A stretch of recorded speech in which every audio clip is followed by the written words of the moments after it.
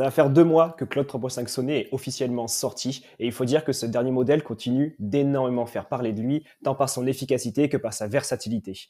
Allant de la génération de texte à la génération de code et même de jeux vidéo, les possibilités permises par Claude sont infinies et on va aujourd'hui rentrer en détail dans chacune d'entre elles afin de voir tout ce qu'il est possible de faire grâce à cet outil. Lancé par Anthropic, le modèle Claude 3.5 Sonnet est le tout premier de la famille des modèles Claude 3.5 qui font directement suite au modèle Claude 3. Donc il y avait Claude 3 Haiku, Claude 3 Sonnet et Claude 3 Opus, comme on voit juste ici. Et grâce à ce nouveau modèle Claude 3.5 Sonnet, Claude se propulse en tête de quasiment l'intégralité de tous les benchmarks possibles vis-à-vis des concurrents tels que GPT-4o, Gemini 1.5 et même Llama de Meta. Donc on voit en fait qu'avec ce nouveau modèle, Anthropic, avec son modèle Claude, se positionne comme un leader du marché et est aujourd'hui devenu un des modèles incontournables pour une utilisation quotidienne. Au-delà de la capacité de Claude de devancer quasiment l'intégralité des modèles concurrents sur le marché, comme on peut le voir à travers les benchmarks qui sont donc sur ce document-là, que je vous mettrai aussi en description, il faut savoir que dernièrement, il y a quelques jours, Anthropic a ouvert à tous les plans gratuits l'accès à leur incroyable fonctionnalité qu'on appelle Artifacts. Donc Artifacts, qu'est-ce que c'est? C'est en fait une fonctionnalité qui va permettre d'afficher de manière dynamique toutes les données ainsi que tous les codes générés dans une fenêtre dynamique qui se situe juste à côté de votre fenêtre de chat. Dans cette fenêtre, on peut y afficher donc de manière design avec la mise en page que l'on souhaite, toutes les informations de manière dynamique avec la possibilité de pouvoir mettre à jour, de pouvoir publier justement cette information-là pour la rendre accessible à toutes les personnes à qui on partage justement ces données.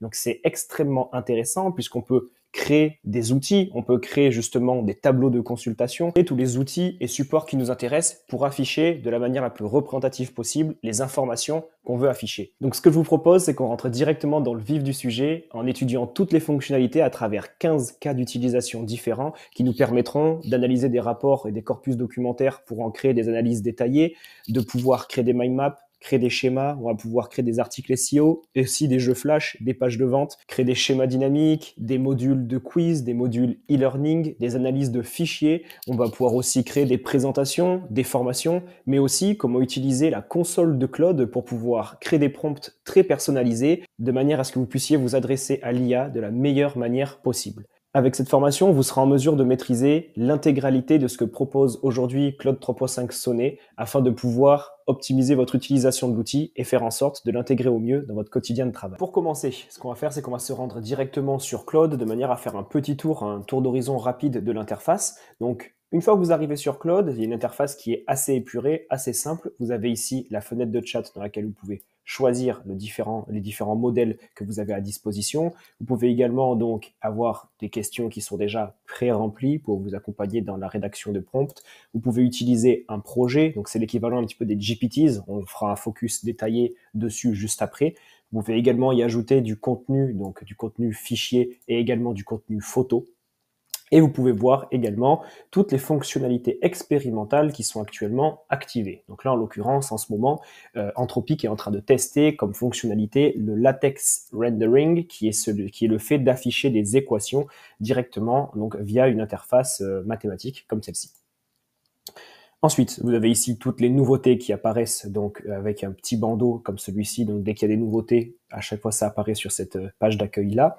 Et vous pouvez également voir l'intégralité de vos chats, donc vos précédents chats. Vous avez ici les 6 derniers chats que vous avez utilisés, que vous avez donc testés. Et ensuite, vous allez pouvoir donc voir l'intégralité de ces derniers en cliquant juste ici. Vous pouvez également retrouver ces chats sur la gauche, donc sur cette interface, sur cette fenêtre qui est juste ici, qui disparaît lorsque vous enlevez votre souris. Et vous pouvez donc l'accrocher à votre écran en cliquant juste ici sur Pin Sidebar. Donc vous cliquez juste ici et vous allez pouvoir avoir donc tout le détail comme sur donc tous les outils que vous avez sûrement précédemment utilisés pour pouvoir voir l'historique. Lorsque vous cliquez sur votre historique, il y a quelque chose qui est intéressant avec Claude 3.5, c'est que vous allez pouvoir faire des recherches sur les différents donc chats que vous avez fait dernièrement. Donc si par exemple vous voulez rechercher quelque chose qui est en lien avec du e-commerce, vous pouvez voir donc qu'il y a des chats qui ont comme terme matching e-commerce. Donc ça c'est intéressant pour pouvoir faire, par exemple si vous cherchez des informations sur la comptabilité, des choses comme ça, vous allez pouvoir avoir avec des mots-clés, faire une recherche extrêmement détaillée et rapide pour pouvoir vous y retrouver en quelques secondes. Également, dans votre profil, vous allez avoir plusieurs fonctionnalités. Donc ici, dans les paramètres, ce qui est extrêmement important, c'est de directement activer Artifacts. Donc vous allez venir dans les paramètres, vous allez venir dans Profil, et vous allez venir ici cliquer sur Enable Artifacts. Donc là, ici, c'est obligatoire, il faut absolument que vous puissiez avoir ceci qui soit validé de manière à pouvoir utiliser l'outil. Ensuite, vous allez avoir vos détails de paiement, vous allez avoir donc les détails sur votre compte, et vous allez pouvoir également avoir sur la gauche des précisions sur les types donc de visualisation que vous pouvez avoir, les types d'UI. Donc ici, on peut l'avoir en mode nuit ou on peut l'avoir en mode jour. Vous avez également, donc, comme je montrais tout à l'heure, une preview des différentes fonctionnalités qui sont en cours de test. Donc là, comme on a vu en ce moment, c'est le test avec les équations mathématiques, le latex rendering, ce qui est très pratique si vous êtes dans le milieu, donc dans un milieu dans lequel vous utilisez énormément d'équations ou de fonctions mathématiques. Également, vous avez ici une redirection vers le site d'Anthropic avec toutes les politiques de confidentialité, d'utilisation des données, etc. Et aussi une redirection vers la console API. Donc là, pareil, on fera un focus dessus en détail tout à l'heure, mais cette console API va vous permettre de faire plusieurs choses. Au-delà de récupérer donc vos clés d'API, ça va vous permettre d'avoir également une librairie de prompts. Ça va vous permettre d'inviter vos collaborateurs, mais également de générer des prompts grâce à l'IA, grâce à un système donc fourni par Anthropic qui vous permet d'écrire tout ce que vous souhaitez. Et ensuite, ça va vous rédiger un prompt optimisé qui va vous permettre donc d'obtenir les meilleurs résultats. Et vous allez avoir également un système pour pouvoir comprendre comment fonctionne le prompting avec Claude et pouvoir aussi optimiser vos requêtes. Donc là, on fera un détail sur cette console API juste en suivant. Si vous voulez vous y rendre directement, vous pouvez regarder les chapitres de la vidéo, tout y est indiqué. Ok, c'est parti. Donc pour cette première fonctionnalité, ce que je vous propose, c'est de venir analyser un document PDF au complet afin de produire un rapport qui va comprendre donc un résumé de toutes les informations contenues dans le texte, de tous les points clés, ainsi qu'une présentation de toutes les informations sous forme de graphique, sous forme de tableau, sous forme de schéma dynamique, de manière à avoir en fait vraiment voilà cette overview, ce dashboard complet de toutes les informations toutes les informations essentielles que contiennent ce document. Donc là, c'est quelque chose, ça qui nous est souvent demandé, c'est quelque chose qui est très utile puisqu'il fait gagner énormément de temps. Et pour ce faire, ce que j'ai trouvé, c'est que j'ai trouvé le rapport annuel de BPI France, donc de performance de 2022. Et donc je l'ai téléchargé. Et ce que je vous propose, c'est de venir donc insérer ce rapport annuel dans Claude de manière à pouvoir le charger juste ici. Et ensuite, on va venir lui demander, donc là, moi ici, j'avais déjà rédigé le prompt, donc je l'ai copié-collé, de créer un dashboard dynamique, donc comprenant toutes les informations clés issues de ce document. Donc là, on lui fait une demande vraiment extrêmement simple avec le document PDF avec les 2500 lignes qui est en pièce jointe. On va l'envoyer et on va voir du coup sa capacité à pouvoir l'analyser. Donc là, qu'est-ce qu'on voit? On voit qu'il y a justement cette fenêtre avec le code qui s'affiche sur la droite, et justement, c'est ça, quand je parlais d'artefact, donc là, on le voit justement à l'œuvre. Qu'est-ce qui se passe? C'est que le code qui est généré, justement pour pouvoir créer cette représentation dynamique des informations, est généré donc en arrière-plan, de cette manière, et en fait, Artifact nous permet d'avoir, comme on voit ici quand on clique, la preview justement de ce code-là. Et donc ce qui est intéressant, c'est que ça vous permet de visualiser l'information et donc directement dans ce dashboard Epic BPI France 2022 de voir donc tous les chiffres clés avec le résultat net, les capitaux propres, le total donc du bilan, tous les faits marquants, donc mise en place du plan France 2030, poursuite du fonds, voilà, garantie des émissions. Ensuite, un tableau avec donc l'évolution financière de manière, donc là on voit dynamique, on peut avoir donc toutes les informations avec les résultats nets, capitaux propres, le total du bilan. Et ce qui est intéressant, c'est qu'on peut ensuite publier ce tableau dynamique pour ensuite le rendre accessible à qui on souhaite. Et là, à partir de là, on va pouvoir réinterroger le document. On va pouvoir lui dire, par exemple, si jamais on ouvre le document, qu'on regarde un petit peu la table des matières, qu'est-ce qui est intéressant? Si on regarde, je sais pas, dans l'organigramme ou si on regarde dans les comptes consolidés, de lui demander, par exemple, fais-nous un rapport des comptes consolidés via donc un dashboard dynamique comprenant toutes les informations clés.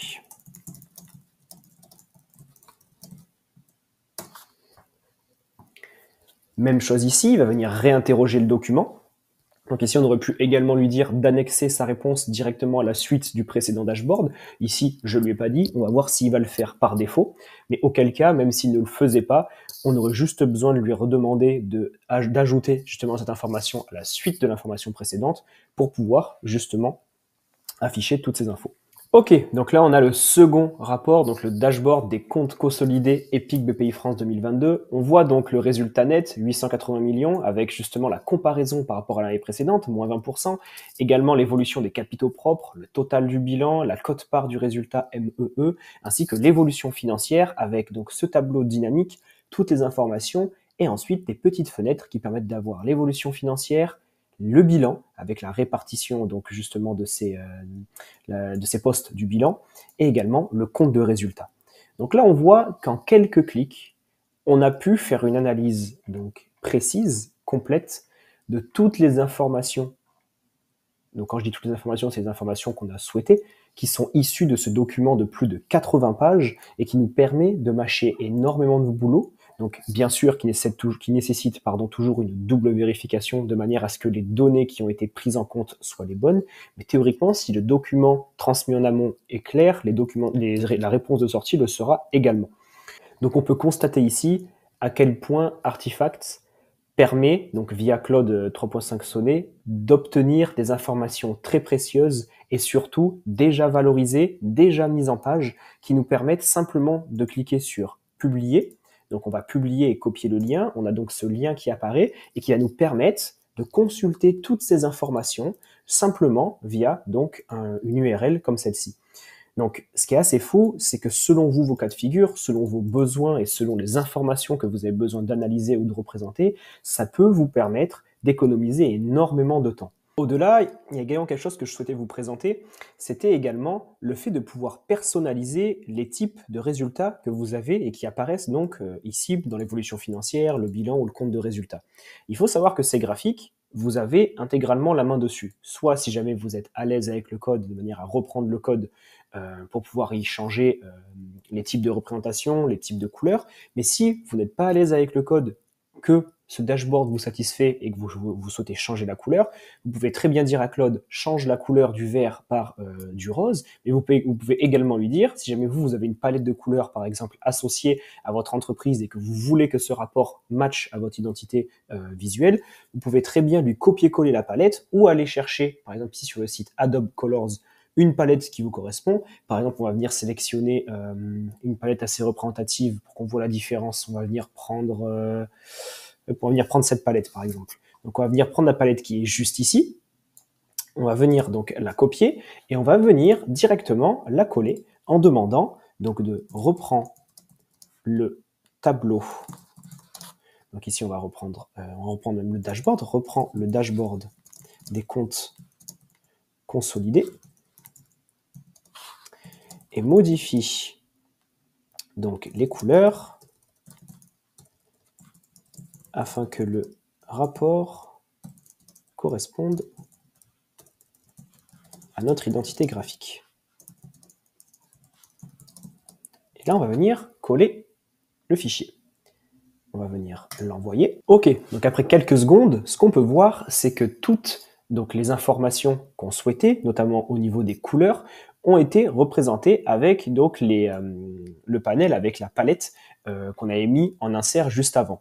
Donc ce qu'on voit, c'est que ça a ajouté le gris qui est juste ici pour les données des millions. Pour les données des millions, juste ici, on est venu ajouter le vert, ici le gris clair, ici le jaune. Pareil, dans les bilans, on a repris la couleur du vert. Dans les comptes de résultats, on a pris le jaune orangé. Et dans l'évolution financière, ici pareil, on a repris le bleu, le vert et le jaune. De cette manière, on a pu adapter et optimiser donc tout ce dashboard-là. Et ici, on aurait très bien pu lui demander, par exemple, de ne pas mettre les valeurs en couleur, mais de simplement mettre l'arrière-plan en couleur avec, par exemple, ici, les valeurs en blanc. Si vous voulez, on peut tester. Maintenant, on peut lui dire, parfait, teste en mettant les arrière-plans en couleur et non les valeurs chiffrées. On peut lui dire, laisse les valeurs chiffrées en blanc ou en noir selon les niveaux de contraste. Afin, hop, voilà. Ok, donc après quelques secondes, voilà ce qu'on a. Donc le résultat, on voit bien qu'il a bien respecté les requêtes qu'on lui a adressées, de pouvoir changer les couleurs du texte et de prendre ces couleurs-là pour les mettre en arrière-plan et de faire en sorte que les contrastes du texte, cette fois-ci, soient soit blanc, soit noir, selon le type de couleur qu'il y avait justement en arrière-plan, de manière à optimiser la visualisation. Donc là, on voit en quelques prompts, en quelques requêtes, on a pu personnaliser le dashboard exactement comme on le souhaite, afin de pouvoir afficher les informations de la manière la plus qualifiée possible et surtout la plus visuelle possible. Et également, si on souhaite, on pourrait également rajouter, ici, lui dire de rajouter une quatrième fenêtre, un quatrième onglet pour une donnée X ou Y et de rajouter, je sais pas, en dessous, par exemple, on peut lui dire, rajoute un paragraphe présentant les performances, un paragraphe, par exemple, de 5-10 lignes, présentant globalement les performances clés. Et on peut lui dire, ajoute ce paragraphe en dessous des derniers schémas. Ok, donc là ce qu'on voit, c'est qu'après quelques secondes, on a justement Claude qui a créé ce qu'il a appelé une card, donc une carte comprenant le résumé des performances clés qu'il a ajouté à la fin du dashboard, et dans lequel y est inséré un résumé complet de toutes les performances justement qui sont liées aux informations présentées précédemment. Donc là, on voit avec des informations comme l'exercice 2022 de l'EPIC témoigne d'une performance financière robuste malgré un contexte économique challengeant, bien que le résultat net ait connu une baisse de 20% pour s'établir à 880 millions. Voilà. Donc on a vraiment des informations qui sont chiffrées, une mise en contexte qui reprend l'objectif global du document. On a vraiment des informations qui sont pertinentes et parfaitement maîtrisées, qui nous permettent aujourd'hui de créer des résultats qui sont quand même assez troublant de performance et surtout de précision en seulement quelques minutes. Donc j'espère que cette première fonctionnalité vous a satisfait et je vous dis à de suite pour qu'on se penche sur la seconde. Ok, donc là on va voir comme fonctionnalité la partie analyse de données, donc surtout pour ceux qui travaillent avec des gros volumes de données ou des bases de données très volumineuses. Donc ça veut dire à peu près ce qu'on va faire, c'est qu'on va venir ouvrir donc une base de données qu'on appelle synthétique, c'est-à-dire que c'est une base de données. J'ai demandé à l'IA de pouvoir me créer cette base de données là parce que j'avais pas en inventé une. Et donc ce que j'ai fait, c'est voilà, donc de créer une base de données spécifique. Donc qui comprend une date, l'idée d'un produit, la catégorie, le prix unitaire, la quantité vendue, le nombre de clients, le canal marketing utilisé, le taux de conversion et le revenu. À partir de là, on voit qu'on a, donc j'ai demandé à faire ça sur 6 mois, on doit avoir environ, je sais pas, peut-être 600, on a 600 entrées, donc on a de quoi faire une base de données intéressante. Et donc là, ce qu'on va faire, c'est on va donner les données à Claude, hop, qu'on a téléchargé juste ici, hop. Et on va venir lui demander, donc voici, on va lui présenter le contexte, les données exportées depuis mon e-commerce sur les mois de, que je ne dise pas de bêtises, c'est sur les mois de, de janvier à juin 2024. Je souhaite présenter une analyse complète à mes équipes. Donc là, on va lui demander un tableau dynamique et interactif représentant toutes les données clés ainsi que un descriptif personnalisé et détaillé de chaque schéma.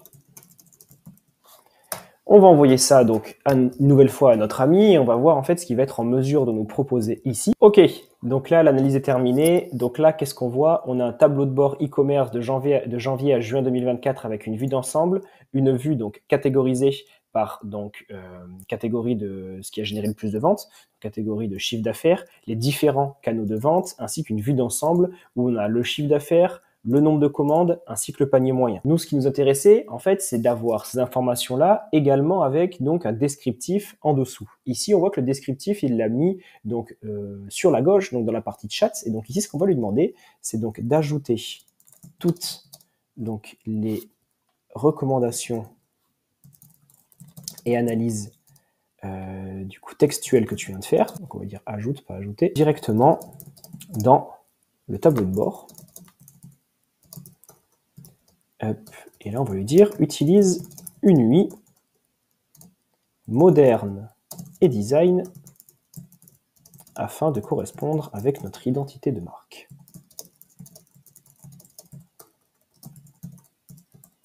Tu utiliseras également des nuances, par exemple de, allez, soyons fous, de vert, de jaune, et de rouge et de bleu. Quelques nouvelles donc recommandations. C'est vrai que c'est très rare que on puisse avoir une version qui corresponde à 100% à ce qu'on recherche dès le premier lancement, d'où l'intérêt de bien comprendre comment s'adresser et discuter avec ces LLM-là. Donc les LLM, je vous rappelle, c'est Large Language Model, c'est ce qui représente donc cette chatbot comme ChatGPT, comme Claude avec lesquels vous interagissez. Donc ici, on voit qu'il est en train donc de rajouter les informations qu'il avait entre guillemets omis sur le tableau de bord et qu'il avait rajouté à gauche dans la partie chat. Donc là, on va attendre quelques secondes avant d'avoir le résultat. Ok, et donc là, on voit qu'il a fait sa mise à jour avec donc ici une analyse selon le chiffre d'affaires, donc ici selon le nombre de commandes et selon le panier moyen. On va avoir aussi dans les catégories une analyse en dessous de la répartition des ventes. On voit que tout a été bien fait avec des nuances de bleu, de jaune et de vert. Donc les canaux de vente pareil qui sont juste ici. On a vraiment ce design qui est très moderne et on va dire contemporain.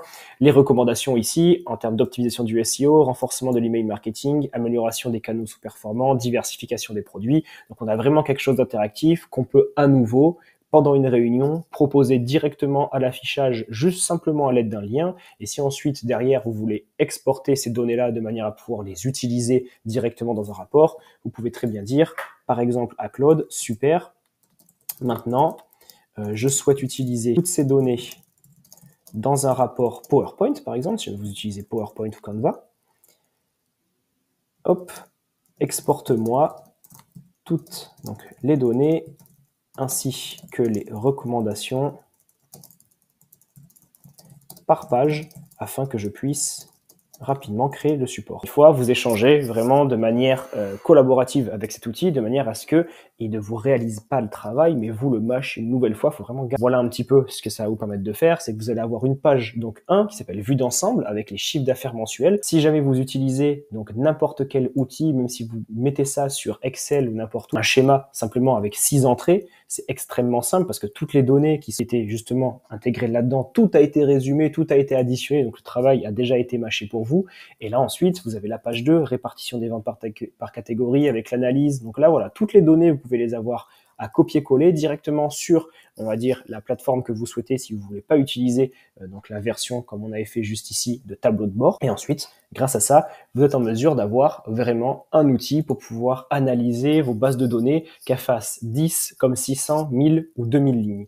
Donc voilà pour cette fonctionnalité et on passe de suite à la partie analyse d'images justement pour venir abonder ces bases de données-là, c'est-à-dire comment venir créer des bases de données simplement à partir d'images. Et dans cette nouvelle fonctionnalité, ce qu'on va voir, c'est comment utiliser des images de manière à pouvoir créer des bases de données. Précédemment, on a vu comment analyser des bases de données complètes. Ici, on va voir justement comment créer ces mêmes bases de données à partir d'images, à partir d'inserts, donc à partir de contenus qu'on appelle non qualifiés, et donc qui nous permet aujourd'hui de pouvoir utiliser n'importe quelle source de données et profiter de la technologie qu'on appelle OCR, et donc qui permet aujourd'hui au LLM comme celui-ci ou comme ChatGPT, comme Gemini, comme Llama, de pouvoir aujourd'hui analyser des images et différents types de contenus pour pouvoir extraire les données. Donc là, imaginons qu'aujourd'hui vous avez une image comme celle-ci. Donc là, on va ouvrir très rapidement. Imaginons qu'on a une base de données. Quelqu'un vous transfère une base de données comme celle-ci et aimerait bien avoir une analyse dessus. Vous n'allez pas tout reprendre à la main, sauf qu'en fait, vous n'avez pas accès à cette base de données-là. Ne vous inquiétez pas, ce qu'on va faire, c'est qu'on va directement venir déposer la base de données dans la partie chat juste ici, et on va venir demander à Claude de créer, donc de recréer cette même base de données directement dans un format de tableau. Donc là, il est en train de recréer le tableau juste en dessous avec l'intégralité des données qui ont été exportées depuis ce tableau. Et ensuite, simplement ce qu'il vous suffira de faire, une fois que le tableau est terminé, on va attendre que ça se termine, c'est de venir, hop, tout sélectionner. Donc moi, je prends un petit peu plus loin, comme ça, au moins, ça me permet d'éviter de tout louper. Donc là, on va venir coller ça. Donc, hop, on va venir supprimer les petites informations qui sont en trop. Et là, on a donc l'intégralité du tableau qui a été exporté depuis l'image et à partir duquel on va pouvoir recréer une analyse. Et toujours pareil, à partir d'ici, on peut très bien dire maintenant à Claude de créer donc, un dashboard interactif et dynamique basée sur ces données. Et comme on a vu précédemment, ça va permettre, donc grâce à Artifacts, de venir créer un nouveau dashboard dans lequel on va avoir l'intégralité de ces informations représentées donc de manière dynamique. Donc on va voir qu'est-ce qu'il va utiliser comme type de représentation, voir si c'est pertinent. Peut-être qu'il va faire donc un classement selon la civilité, peut-être qu'il va faire un classement aussi selon le numéro, peut-être selon la ville, le code postal, la date d'ajout peut-être, selon les mois, donc on va voir. Donc Claude va être à nous. Ok, donc ici, on a vu qu'il a créé donc un tableau avec les statistiques de paiement, oui ou non, l'adhésion par année, donc là on voit c'est des données qui sont intéressantes. Ici on a la liste des adhérents, donc il a vraiment repris l'intégralité de la liste, et on a toutes les infos, voilà, ça j'en étais sûr, classifiées selon la géographie, donc selon Cahors, Cajarc, Figeac, Gourdon, Saint-Céré. Donc voilà l'intégralité donc des données qui ont été analysées, et comme vous avez pu le voir, c'est extrêmement pratique de manière à gagner un temps précieux quand des informations vous sont transmises de cette manière-là. Et il faut savoir que ça marche avec des bases de données, mais ça peut également marcher simplement avec du texte. C'est-à-dire que par exemple, imaginons qu'on va simplement faire une capture d'écran du texte qui est juste ici. Donc ici, on va faire copier et on va pouvoir demander à Claude, extrais-moi le contenu texte contenu dans cette image. Et de ce fait, hop, en quelques secondes, on va avoir donc le contenu qui est donc compris dans la capture d'écran transmise, qui est quasi instantanément donc retranscrit sous format donc textuel qu'on peut directement copier-coller, chose qu'on ne pouvait pas faire avec le format image. Pour cette nouvelle fonctionnalité, ce qu'on va faire, c'est qu'on va aller directement ici dans vos paramètres et dans la console API de Claude, de manière à voir comment optimiser vos prompts, comment même de base générer des prompts, de manière à ce que créer un prompt et savoir comment vous adresser à l'IA ne soit plus un frein pour vous. C'est-à-dire qu'ici, vous allez venir dans Generate a Prompt et juste ici, lui dire, par exemple, je souhaite créer un assistant qui soit bâti pour créer des articles SEO pertinents selon, par exemple, un bloc de texte brut et une liste de liens. Une liste de liens, par exemple, des liens internes que vous avez, de manière à optimiser ce qu'on appelle en SEO le maillage provenant de mon site web. Donc là, un prompt très simple, on va venir créer sur générer un prompt, et là, qu'est-ce qui va se passer? Claude va venir en créer un prompt optimisé, c'est l'équivalent de si une IA s'adresse à une IA, de manière à bâtir une architecture complète en points avec des petites, des petits tirets qui permet en fait de structurer le type de réponse. Et donc là, on va aller voir directement ce que ça donne dans Claude. Donc lorsqu'on va démarrer le nouveau chat, on va l'envoyer. Et ici, qu'est-ce que ça demande? Donc ça dit. Donc forcément, les prompts générés sont tout le temps en anglais. Donc si jamais vous ne savez pas ce que veut dire justement ce prompt-là, n'hésitez pas à le faire traduire directement. Vous aurez le prompt, l'équivalent en français. Mais ce qui est intéressant ici, c'est qu'il fonctionne avec un système de balises. Et le balisage pour l'IA, ça lui permet d'avoir des informations qui soient vraiment carrées et qui soient bien structurées au niveau de son architecture de réponse. Donc ici, qu'est-ce qu'il demande à l'assistant? Qu'il aura un bloc de texte brut. Donc ici, on va devoir venir fournir le texte brut et on va devoir ici fournir ce qu'on appelle les liens du site internet. Donc là, par exemple, dans le texte brut, imaginons on va venir reprendre un exemple de... on va aller sur le site d'Inastra. On va venir dans blog, on va venir prendre un des textes, un des articles de blog que j'ai fait. Disons qu'on va considérer que ça, c'est du texte brut. Voilà, donc on va lui mettre tout le contenu de l'article, juste en termes d'exemple. Donc ici, quand on arrive avec le contenu qu'on vient de copier, ce qu'on va faire, c'est qu'on va venir donc déposer le fichier. Donc là, vous pouvez limite surligner ça et faire CTRL V. Donc ça va venir déposer justement ici dans Pasted, donc le contenu. Ça évite de le mettre à la suite. En fait, ça le met dans comme si c'était du contenu en pièces jointes qu'on venait de lui associer. Et ensuite, pour les liens, on peut venir justement ici en déposer quelques-uns, comme par exemple, je sais pas, on va venir prendre dans les blogs un exemple de lien, celui-ci par exemple. On va prendre ce lien-là. D'ailleurs, si vous voulez venir consulter les liens sur le site internet, n'hésitez pas, on a tous les contenus qui sont rédigés aussi dans nos blogs pour pouvoir en fait réaliser tout ce qu'on présente en vidéo. Donc là, hop, on va en mettre 2 liens et là, on va lui envoyer cette requête. Donc là, qu'est-ce qui va se passer? Il va venir analyser l'intégralité du prompt extrêmement complet qu'on a pu réaliser grâce à la console, donc juste ici d'Anthropic. On lui a donné donc un texte brut qu'il a identifié, lui dire, et on lui a donné donc ici les liens entre les deux balises qu'on appelle les website links ici et juste ici. Pour votre information, ça, le fait d'avoir ces petits chapeaux mis de côté, ce qu'on appelle des balises, pour donner des informations. Et donc ici, c'est une balise qu'on appelle ouverte. Et lorsqu'il y a justement ce petit chapeau avec un trait juste ici, ça veut dire que c'est la fin de la balise. Donc ici, le début. Ici, c'est la fin. C'est vraiment pour votre culture générale. Une fois qu'on a ça, donc là, on a vraiment ici un texte brut qui sort. Donc on a en fait justement, comme je vous disais, des éléments de balise. Donc ici c'est pour les paragraphes. Ici H3 c'est pour identifier que c'est le titre 3. Donc là on a vraiment quelque chose qui est pas extrêmement beau. Donc là on va simplement lui dire parfait. Maintenant formate l'intégralité de ta réponse afin que je puisse la copier sur mon blog. De cette manière, il va venir formaliser l'intégralité du contenu ici au format HTML. Ce qu'on va lui demander maintenant, c'est de venir formater justement sa réponse. Donc là, j'avais fait un exemple, je lui ai demandé donc quelques secondes avant de générer un format donc formaté, mais en fait il a créé un format formaté donc justement pour une section blog, donc en HTML, donc c'est pas exactement ce qu'on veut. Donc là ici, on va venir reprendre en appuyant juste ici sur la petite fonction edit la requête que je lui ai adressée, là où je m'étais trompé. On va lui dire maintenant formate l'intégralité de ta réponse afin d'afficher les titres. Pour que je colle ça, par exemple, sur Google Doc. N'hésitez pas à vous y adresser comme si vous vous adressiez à n'importe qui. En fait, ça va vous permettre en fait de parfois répondre à énormément de vos besoins. Donc là, on voit que ce qu'il a fait, c'est qu'il a mis, il a été un petit peu feignant, il a mis contenu simplement entre parenthèses. Ici, on va lui redire intègre le contenu là où tu l'as identifié. Donc, comme toutes les IA, des fois, ils essayent de prendre des raccourcis où ils hallucinent un petit peu. Ici, il faut simplement lui rediriger le tir. Vous inquiétez pas si ça vous arrive. En fait, c'est vraiment ce principe de discussion. Donc là, on va lui dire intègre le contenu où tu l'as identifié. Et là, c'est bon.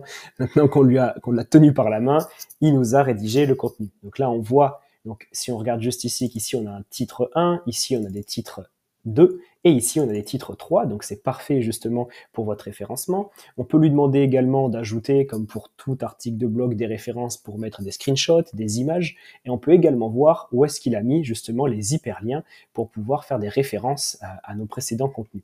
Donc on peut lui dire ici, où as-tu mis les hyperliens ? Indique-le-moi. Et donc là, il va nous identifier où mettre exactement les contenus. Donc la section l'impact de flux sur l'industrie créative. Donc ici, par exemple, si on prend ce contenu et qu'on vient le copier, par exemple, sur un Word, on va venir voir que, hop, on a le lien qui apparaît juste ici.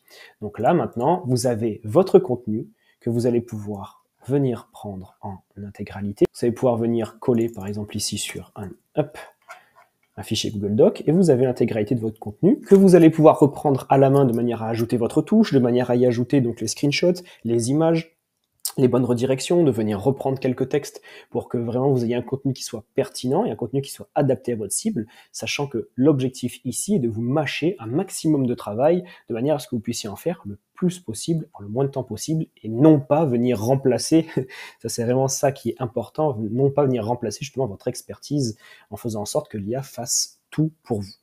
Donc voilà pour ce deuxième exemple sur, donc dans un premier temps, comment créer son prompt grâce à la console d'Anthropic, et également comment créer un article SEO grâce justement aussi à ce prompt optimisé et grâce aux fonctionnalités justement de Claude 3.5.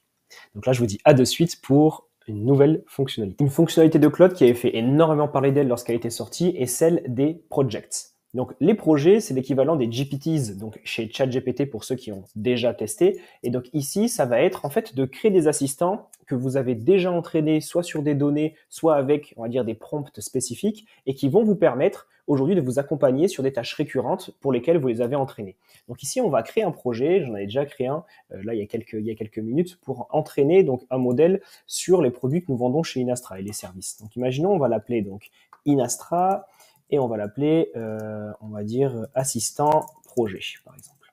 Assistant création projet. Et on va lui dire que son rôle, c'est de nous aider à idéaliser des projets, services et outils pour nous lancer sur de nouveaux marchés, par exemple. Voilà. On va créer ce projet, et là, qu'est-ce qu'on va avoir apparaître? On va voir apparaître ici, donc une interface un petit peu différente de celle qu'on a connue depuis le début.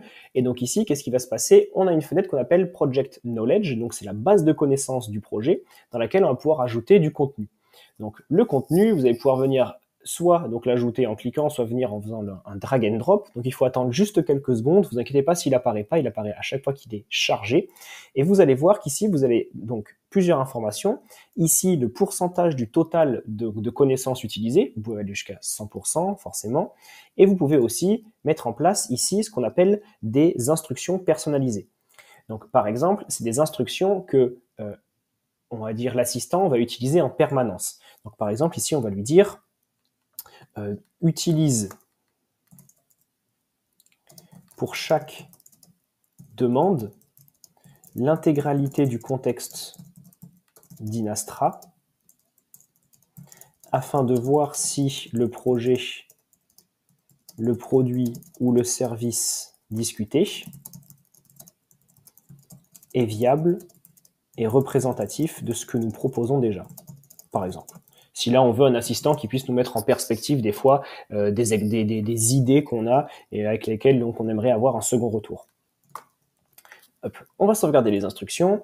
Et là, on va lui dire, par exemple, nous aimerions lancer une gamme donc un service, un produit destiné donc aux podcasteurs, par exemple, donc à ceux qui enregistrent des podcasts, afin de retranscrire automatiquement leur contenu grâce à l'outil, on va utiliser un outil qu'on a déjà utilisé sur la chaîne, donc Assembly AI, et ainsi donc de valoriser leur contenu déjà créé.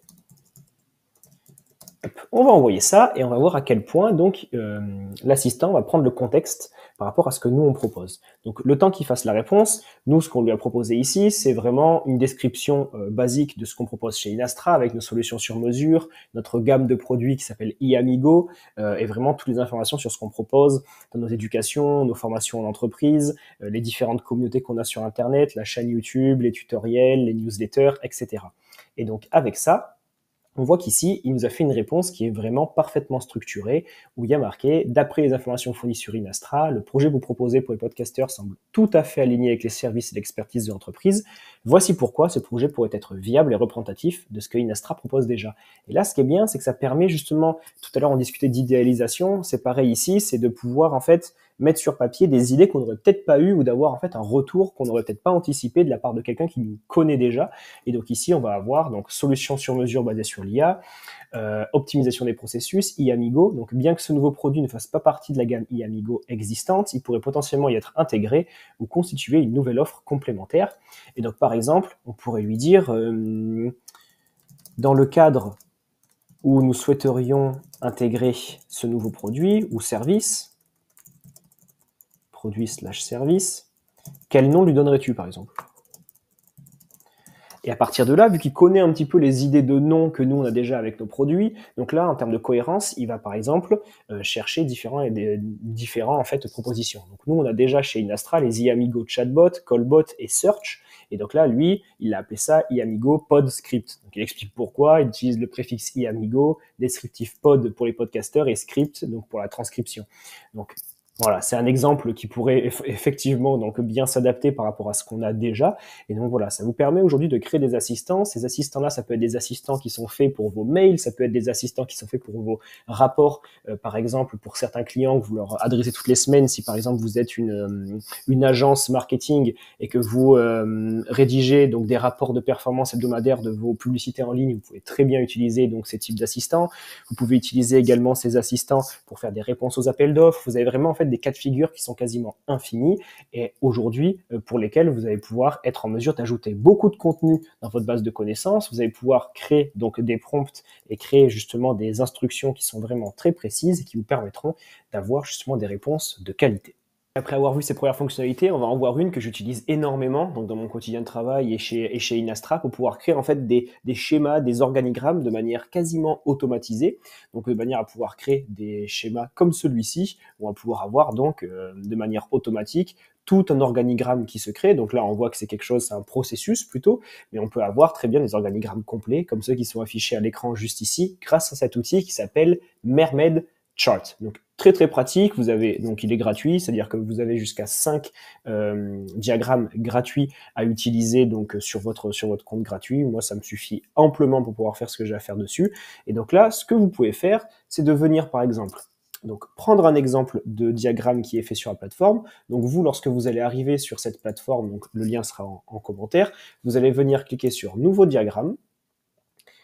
Vous allez venir donc par exemple ici, en l'occurrence sur ce diagramme-là, venir sélectionner ce que vous souhaitez. Donc là par exemple ici, vous avez un exemple de diagramme, vous allez venir hop, complètement copier l'intégralité du code. Vous allez venir ensuite sur hop, Claude 3.5 sonnet et lui dire par exemple, je souhaite créer donc un organigramme ou je sais pas, un schéma représentant l'intégralité de ma stratégie emailing. On va lui dire utilise le format flowchart. Donc pourquoi flowchart? Parce que c'est ce qui est identifié juste ici, donc c'est le format qui est utilisé. Utilisé ci-dessous. On va mettre 2 points et ici on va venir hop, coller le format flowchart. On va envoyer. Et qu'est-ce qui va se passer? Donc là, on a Claude qui va venir, donc encore une fois, à l'aide de Artifacts, venir créer donc ici un flowchart. Forcément, lui ne peut pas l'afficher parce qu'il n'a pas en fait cette fonctionnalité pour afficher ce type de représentation-là, mais Mermed Chart, lui, le peut. Et donc ici, on va venir faire CTRL-V, et là, on va avoir, hop, donc ici, une erreur qui est liée au fait que Mermed Chart ne prend pas les accents. Donc là, on va lui demander juste de reprendre le code en retirant tous les accents. Je fais exprès à chaque fois de laisser dans cette vidéo toutes les étapes où je suis confronté des fois à des petites erreurs, de manière à ce que si vous y êtes confronté également, vous puissiez savoir comment y répondre. C'est toujours important de pouvoir aussi voir quand des fois ça fonctionne pas, parce que sinon ça peut prendre toujours du temps pour essayer de trouver la solution. Donc ici, on va voir si c'était ça qui était lié au souci. Visiblement, ce n'est pas ça. Donc là, qu'est-ce qui peut bugger? Donc là, on voit qu'il y a quelque chose sur la ligne 2 qui ne va pas. Donc là, je ne sais pas ce qui peut ne pas aller. Donc là, on va dire ça à Claude et on va lui dire de checker.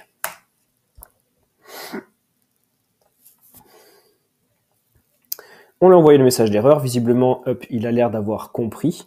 Donc moi, c'est ce que je fais souvent. Ce que je fais des fois, je m'embête pas. Je pourrais très bien regarder ligne après ligne, essayer de comprendre. Là, en l'occurrence, j'avais pas trop de temps à perdre là-dessus. Donc là, ce qu'on va faire, c'est qu'on va venir, hop, copier-coller. Ça a fonctionné, super. Donc là, maintenant, qu'est-ce qu'on a? On a donc le diagramme complet avec nettoyage de la liste, acquisition de nouveaux abonnés, conformité RGPD, segmentation de l'audience, création du contenu, optimisation pour le mobile, design responsive, planification des campagnes, test de livrabilité, envoi des emails, analyse de performance. Si on a des bons résultats, toujours, donc on renvoie des nouveaux emails. Si on a des résultats à améliorer, optimisation. Donc là, c'est génial, super. On a une première stratégie d'acquisition qui nous convient. On peut cliquer sur exporter, exporter comme un PNG. Donc ça prend quelques secondes pour exporter en plus en haute résolution. Et une fois que ce PNJ est résolu et exporté, pardon, on va pouvoir, imaginons, on va venir le glisser dans notre fichier en haute qualité de cette manière-là. Donc là, on voit qu'en quelques clics, on a quelque chose donc d'assez performant, d'assez utile en plus, qu'on peut utiliser donc dans littéralement tous les cas de figure possibles. Et en plus, sur Mermed Chart, l'avantage, c'est que vous allez pouvoir cliquer sur chaque élément et venir changer les couleurs. Donc là, on a c'est la couleur du contour qu'on a enlevé. Ici, si on veut mettre voilà en fond vert, ici, on peut cliquer sur le fond, le background. Ici, on va le mettre, imaginons, en noir, avec un contour jaune, avec le texte également en jaune. Et il y a énormément de choses qu'on va pouvoir modifier, comme la forme. On va pouvoir également modifier ici les types de bordures. On va pouvoir venir modifier tous ces types de choses-là. Et ça va nous permettre d'avoir la main pour pouvoir créer en quelques secondes donc des schémas. Si jamais vous ne voulez pas passer par Mermaid Chart, vous pouvez également simplement rester sur Claude et lui dire donc de réaliser un diagramme. Donc ici, toujours pareil, pour planifier une campagne emailing pour ma marque de bougies pour Halloween. Hop, donc là, qu'est-ce qui va se passer? Là, il va venir donc créer toute la stratégie, encore une fois, en utilisant Artifacts. Donc là, on voit qu'ici, au lieu d'utiliser Flowchart, il utilise Graph. Et là, on voit qu'en quelques secondes, pareil, bam, il a créé le diagramme. Donc là, début de planification, objectif, segmentation, création de contenu, les visuels, préparer les offres, configurer automatisation. Donc là, on a vraiment l'intégralité du contenu. On peut donc zoomer, on peut dézoomer. On peut aussi le publier comme on avait vu juste avant. Donc là, hop, si on regarde le lien, on peut l'envoyer à quelqu'un pour qu'il puisse consulter. Et on peut aussi également, si on souhaite ensuite, l'exporter. Il faut savoir aussi qu'au-delà en fait, des diagrammes simples, il y a tous les types de diagrammes qui existent qu'on peut donc créer. Si par exemple, vous voulez je sais pas, créer différents types de diagrammes, vous pouvez vous rendre ici dans les templates sur Mermaid Chart et vous allez pouvoir avoir par exemple des exemples de diagrammes ici de classe. Vous allez pouvoir avoir donc des diagrammes Gantt, vous allez pouvoir avoir des diagrammes comme ceci, donc ce qu'on appelle des quadrant charts. Vous allez pouvoir avoir donc des diagrammes en camembert, des mind maps. D'ailleurs, imaginons, regarde, si on prend l'exemple de cette mind map là, on pourrait se dire qu'on utilise ce format là et on pourrait dire donc ici, hop, à Claude de lui dire, en utilisant le format de mind map ci-dessous, hop, rédige-moi une mind map pour ma stratégie SEO. Donc là, je reste très très large, mais vous pouvez vous rentrer énormément dans le détail. Hein. C'est-à-dire que là, en précisant tous les détails que vous souhaitez pour votre mind map, vous pouvez vraiment rentrer loin dans le degré de précision. Si par exemple ici, rédige-moi une mind map pour ma stratégie de SEO, en te concentrant par exemple exclusivement sur les backlinks. Donc les backlinks, c'est des liens qui sont disponibles sur d'autres sites internet qui renvoient vers votre site et qui permettent d'augmenter votre autorité et et la santé de votre référencement sur Google. Donc là, qu'est-ce qu'on voit? On voit qu'on a une stratégie complète de backlink qui a été générée. Peut-être que là, c'est un petit peu moins visible donc sur Claude. Donc on va se rendre sur Mermaid. On va venir hop, le coller. Et là, on voit que sur Mermaid, on a quelque chose d'un peu plus visuel avec des couleurs, on voit ici donc des grandes familles thématiques, donc de risques et précautions, les métriques à suivre, les types de backlinks, les techniques justement d'acquisition et également donc la qualité des backlinks ainsi que les stratégies avancées. Donc là, avec ça, toujours pareil, si on veut l'exporter, on clique sur hop, exporter en PNG juste ici, ou exporter en SVG si vous l'utilisez sur d'autres supports, comme par exemple sur Illustrator. Puis ensuite, venir la déposer, donc imaginons ici, au format paysage sur votre Google Doc ou sur le document que vous êtes en train d'utiliser, de manière à pouvoir venir apporter une visualisation, que ce soit dans une présentation ou dans un document, on va dire dans un audit ou peu importe.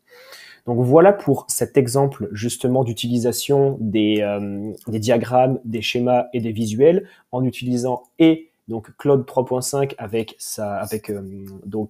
Artifacts qui vous permet d'avoir une première visualisation justement de ces diagrammes et de ces mind maps là, et également avec Mermaid qui vous permet d'avoir une possibilité de représentation différente, bien mieux mise en page, qui vous permet déjà d'avoir donc des schémas qui sont quasiment exportables trait pour trait, que vous pouvez modifier à la volée et que vous pouvez donc par la suite utiliser dans tous vos documents. Pour les professeurs, formateurs ou autres infopreneurs dont la création de quiz ou de modules e-learning est très important, je vais vous montrer quelques points. Donc là, on va avoir deux fonctionnalités qui sont super intéressantes, celle de pouvoir en fait créer des quiz complets sur des thématiques et également créer des présentations de manière à ensuite en créer des modules e-learning avec donc des exercices qui permettent de compléter donc une progression de manière à pouvoir créer ça en quelques secondes. Pour ce qui est des quiz complets sur la thématique, on peut commencer en proposant par exemple de créer un quiz.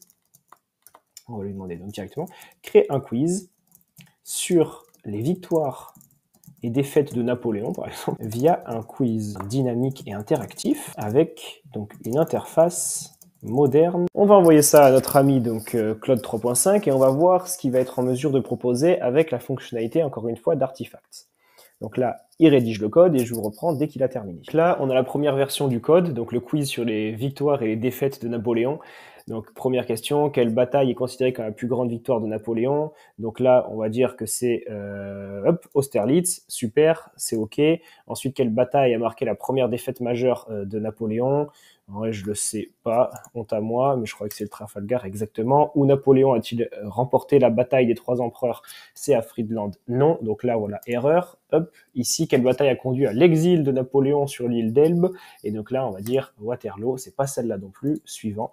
Et donc là, dernière question, quelle bataille a mis définitivement fin au règne de Napoléon?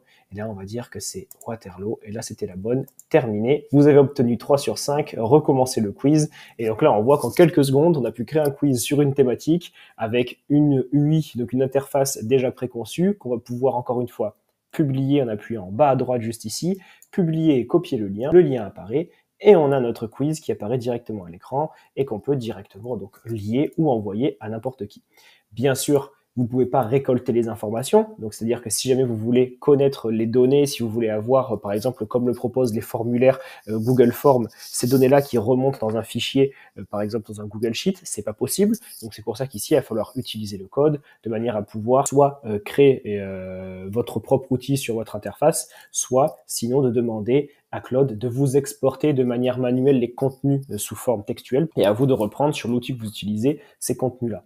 Donc, une fois que vous avez fait ces types de questionnaires, si jamais vous n'avez aucun besoin de récolter l'information, vous pouvez également ensuite y ajouter des fonctionnalités, comme par exemple, ajoute une barre de progression, ainsi qu'un timer de réponse. On va dire maximum 25 secondes. Également, on peut lui dire, ajoute une animation lors des victoires et lors des défaites, et lors des mauvaises réponses. Et après, on peut lui dire, tu ajouteras également un smiley à la fin selon le résultat.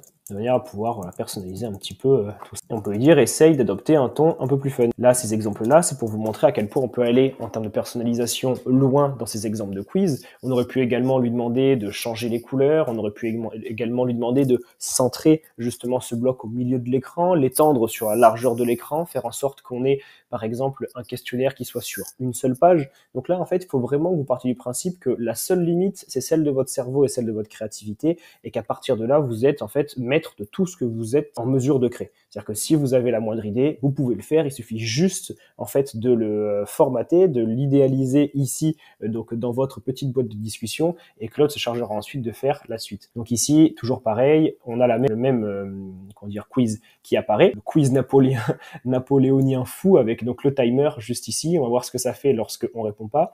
Est-ce que du coup ça met qu'on a forcément perdu? On passe à la seconde réponse, et donc elle est considérée comme perdue. Et donc là après, on a cette possibilité de pouvoir faire, donc là je clique au hasard, hein, mais de pouvoir faire voilà justement la suite avec les animations de victoire et de défaite. Et j'aimerais bien voir juste à la fin. Voilà, vous avez obtenu 1 sur 5. Aïe, heureusement que ce n'était qu'un quiz. Tentez à nouveau votre chance. Et donc là, voilà, on a vraiment quelque chose qui s'est adapté directement à la cible. On peut dire, par exemple, aussi d'ajouter 5 questions supplémentaires, de demander, par exemple, le prénom au début et faire en sorte de mettre un message d'encouragement à la fin pour l'élève en question qui a participé. Et ensuite, on peut lui mettre pour information, ce quiz est à destination des élèves, par exemple, de 6. On va envoyer ça, on va voir comment est-ce qu'il va réussir à réadapter le contenu. Et une fois qu'on aura fait ça, on pourra passer dans le step supplémentaire de manière à voir comment créer directement des modules e-learning au complet. Ok, donc là, on a le début du quiz, on va entamer ça. Donc on va voir, moi qui étais un grand fan de Napoléon quand j'étais petit, si je me suis mis des bâtons dans les roues à lancer ce quiz-là. Donc là, j'ai aucune idée en quelle année Napoléon est né. On va mettre 89, c'est pas ça. Et là, ce qu'on va faire, c'est qu'on va simplement donc mettre un maximum d'informations. Hop, on va mettre tac. Juste pour arriver à la fin et voir s'il a pris en compte mon prénom. Le quiz napoléonien de Corentin, tu as obtenu 4 sur 10, pas mal du tout Corentin, continue à explorer l'histoire, tu progresses bien. Et donc là, on voit qu'on a de l'encouragement, malgré qu'on ait eu 4 sur 10, ça prend en compte le prénom, ça permet de personnaliser l'interface, ça permet d'avoir aussi quelque chose d'un petit peu plus personnifié. Et donc, pour les professeurs qui souhaitent aujourd'hui créer des petits modules à la volée sans pour autant, on va dire, faire remonter toutes les informations, on a quelque chose qui est largement donc utilisable et qu'on peut très bien partager à tous ses élèves. Toujours dans la continuité napoléonienne, ce qu'on va faire, c'est qu'on va maintenant, au lieu de faire un quiz, créer ce qu'on appelle un support de formation complet, littéralement en fait un module e-learning. Donc ce qu'on va faire, c'est qu'on va venir maintenant dire à la suite de cette discussion, donc de créer un module de formation en ligne dynamique et interactif complet, dont l'objectif sera plutôt de présenter l'histoire de Napoléon, de présenter donc ses grandes victoires, défaites, présenter donc ses forces, ses faiblesses, la manière dont il a transformé la France, par exemple, et on va dire la fin de ça. On peut lui dire, tu alimenteras chaque partie du module par des exercices dynamiques et interactifs après chaque passage clé. Après, à la fin, tu feras donc un résumé sera produit fin de module afin d'étudier, donc afin de résumer les informations principales ainsi que de montrer là où l'élève justement de 6e, on reprécise, a juste. C'est l'exemple voilà, de prompt, toujours essayer de rentrer un petit peu dans le détail. Là encore, j'aurais pu vraiment rentrer encore plus loin. Il faut vraiment que vous preniez conscience que la manière dont vous allez vous adresser à l'IA, ça vous permet aussi, vous, de clarifier votre esprit. C'est-à-dire qu'il y en a beaucoup qui pensent que c'est simplement du clic-bouton, mais en fait, il y a un grand travail de réflexion dans l'apprentissage de la manière avec laquelle on s'adresse. Donc en fait, plus vous allez être clair dans votre message, plus au final, ça va aussi être clair dans votre esprit. Vous n'allez pas aujourd'hui connecter l'IA directement à votre cerveau et elle va vous produire en fait ce que vous avez direct. Il va falloir aujourd'hui que vous conceptualisiez ce que vous avez, il va falloir que vous arriviez à idéaliser. Donc vous ne perdez pas aujourd'hui cette notion de créativité, c'est juste que vous vous enlevez du pied toute la partie de production qui parfois prend énormément de temps par rapport à ce que vous êtes en mesure des fois de penser, de réfléchir, et là où vous avez réellement votre valeur ajoutée. Et donc là, dans ce cas de figure-là, vous allez pouvoir, par exemple, avoir un quiz qui est donc créé à partir de rien, à partir de simplement, comme on dit, ce petit prompt que j'ai mis juste ici. Et donc là, on a donc le module de formation sur Napoléon Bonaparte. Ici, on a l'histoire de Napoléon avec donc une première introduction. On va commencer le quiz. Donc là, ici, on a en quelle année Napoléon est né, donc 1769. On va valider. Quel type Napoléon est-il donné en 1804? On va mettre roi de France. On va faire valider. Histoire de Napoléon. On a le message qui s'est mis juste ici. On peut commencer le quiz une fois que le message est fait. Section suivante, les grandes victoires et défaites. Donc Napoléon a remporté de nombreuses batailles importantes comme Austerlitz et Wagram. Ces victoires lui ont permis d'étendre son empire à travers l'Europe, etc. Et là, on peut commencer le quiz, voir si on a les bonnes questions. Donc ici, on va mettre, voilà, par exemple, des exemples de réponses. Et ensuite, on va faire section suivante. Donc là, on voit qu'on a également la barre de progression. Les forces et faiblesses de Napoléon. On va mettre son génie militaire, son ambition démesurée, par exemple. Section suivante, les transformations de la France. On va mettre, hop, voilà, section suivante. Ensuite, terminer le module. Et donc ici, c'est quand même assez fou parce qu'on a le résumé du module avec « Bravo, tu as terminé le module sur Napoléon, tu as répondu correctement à 3 questions sur 10. » Donc là, on voit le récapitulatif, là où il y a eu les bonnes et les mauvaises questions. N'hésite pas à revoir les parties où tu as eu des difficultés, continue à explorer l'histoire, tu es sur la bonne voie. Donc là, on voit, tout est super. On pourrait avoir, par exemple, ici, justement, entre parenthèses, quelle était vraiment la bonne réponse. On pourrait également avoir ici un bouton « Consulter » justement, ou revenir dans les étapes précédentes. On voit ici par exemple que la barre n'est pas terminée, mais tous ces petits points, c'est des choses que vous pouvez, donc à la volée, venir rajouter juste ici. Vous pouvez également venir rajouter des points, comme par exemple, rajoute un smiley tout en bas. On va pouvoir dire par exemple, si on veut, ajoute un contour en gradient violet voilà, autour de la fenêtre du quiz, et rajoute à la fin, en couleur verte, quelles étaient les bonnes réponses auxquelles l'élève n'a pas répondu. On peut envoyer. On va voir la mise à jour et je reprends dans 5 secondes simplement pour vous montrer les modifications. Encore une fois, je vous montre un des exemples d'erreurs en fait qui est possible d'avoir. Comme je vous disais tout à l'heure, je vous montre toutes les erreurs auxquelles je suis confronté pour que vous puissiez y répondre également. Ici, ce qu'il faut faire, c'est simplement copier-coller l'erreur. Donc vous copiez-coller l'erreur. Là, on a la version qui a été corrigée. Donc là, on va juste voilà, on va commencer le quiz. Donc là, on voit ça a rajouté un petit contour en gradient. Donc voilà, ça a ajouté un petit peu de couleur. Section suivante, hop, voilà, on va valider les questions. On va essayer de mettre des choses au hasard. Hop, de manière à pouvoir avoir des bonnes et des mauvaises réponses. Hop. Voilà. Donc là, qu'est-ce qu'on voit ? Donc là, on voit que maintenant, ça avait bien rajouté donc le contour avec la couleur violette. Donc le gradient n'était pas extrêmement beau. Ça aussi, on pourrait lui dire, par exemple, qu'on veut un autre type de gradient. Et ici, on voit que dès lors qu'il y a eu une question mauvaise, on avait la bonne réponse qui était affichée en vert juste après, et que dès lors que la question était bien répondue, celle-ci n'était pas précisée. Là, on voit voilà, qu'en fait, on a aujourd'hui un quiz qui s'adapte à notre bon vouloir, et qu'aujourd'hui, on est en mesure de créer des choses qui ne sont pas exclusivement contraintes parce que nous imposent aujourd'hui les outils qu'on utilise de manière quotidienne.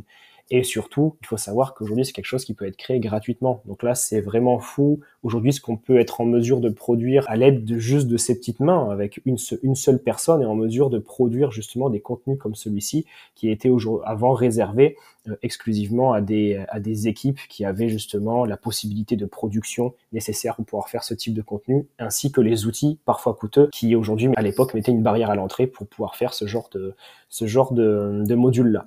Donc j'espère que ça va pouvoir grandement vous aider. Là, j'ai fait quelque chose vraiment du type Napoléon pour les professeurs, mais imaginez que ça peut être aussi le cas pour tous les modules e-learning, je sais pas, pour des modules de santé au travail, de gestion des risques, pour des modules de culture en entreprise, soit de pouvoir transmettre directement ces exemples-là, si jamais c'est quelque chose que vous voulez juste produire pour une seule journée et que la remontée d'informations ne vous intéresse pas. Au-delà, après, si vous voulez quelque chose justement de plus optimisé, comme voilà, un vrai outil formulaire, dans ce cas-là, faites en sorte de simplement exporter toute la procédure justement de module. Vous pouvez utiliser l'outil en question dans lequel vous n'aurez plus qu'à copier-coller justement toutes les informations qui auront été rédigées par l'IA.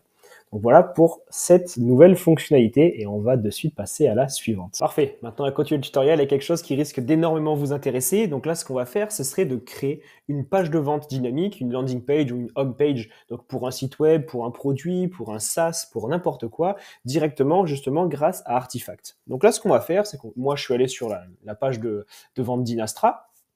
J'ai littéralement copier l'intégralité donc de la homepage et on va lui demander de venir rédiger donc en mettant la phrase rédige-moi un contenu, donc ici une page de vente dynamique et interactive complète issue de ce contenu. Donc ce contenu, je vous le rappelle, c'était le contenu qu'il y avait donc sur la homepage d'Inastra. On va le coller, on va envoyer et on va attendre sa rédaction. Donc là, il dit, voici une proposition de page de vente dynamique et interactive basée sur le contenu fourni. On voit qu'ici, il utilise donc le langage React pour pouvoir donc faire cette proposition. On attend quelques secondes. Après quelques secondes, on voit qu'il a directement créé donc une page de vente qui est assez intéressante, où on voit donc ici, avec Inastra, vous pouvez retrouver, conseiller, rédiger, générer, automatiser, avec des informations, solutions sécurisées, rapidité, précision et rigueur, et un call to action, donc discuter avec l'équipe.